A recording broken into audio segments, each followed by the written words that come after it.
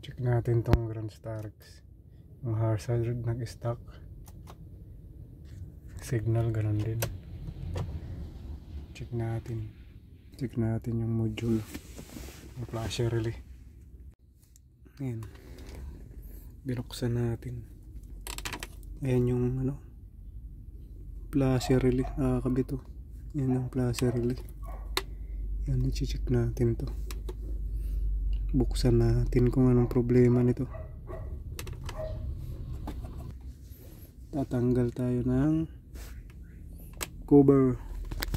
Tatanggal pa yata tayo ng cover dito.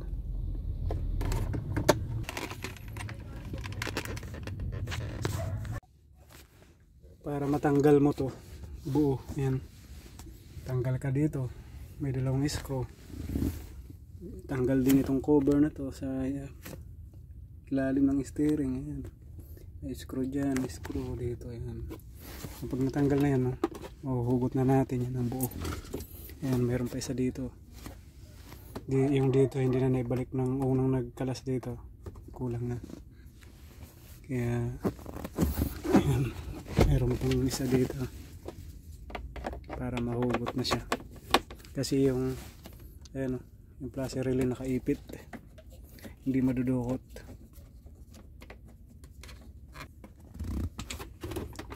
Ayan. Ayan, tanggal na.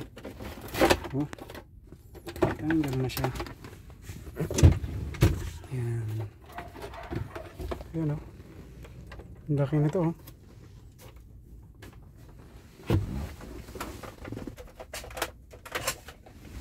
Ayan. Ayan ang flasher relay. Ayan. Kaya i-check natin to.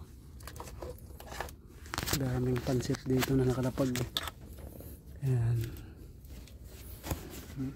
Tanggal na yung harapan. Ito lang ang natin. Check. Pero tingin ko ito na yan. Surplus lang yung nabili natin. Walang available pa sa sa Kasa tsaka sa Banawi.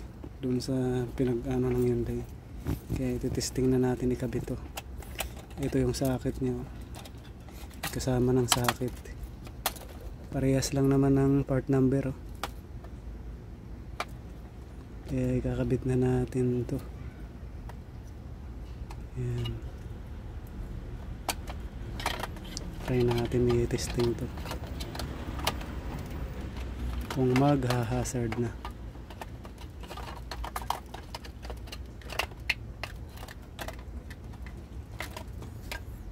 Basag na rin kasi ang mga lock nitong sakit na to. Kaya sakto lang itong gamitin to. Lipat lang. Testing natin.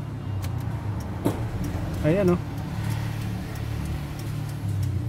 Mayroon na. Pwede na umano sa kalsada. Tumakbo.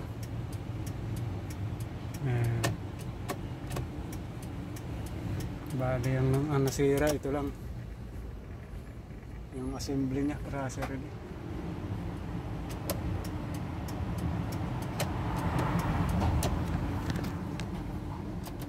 Ayan, gumana na nga hazard.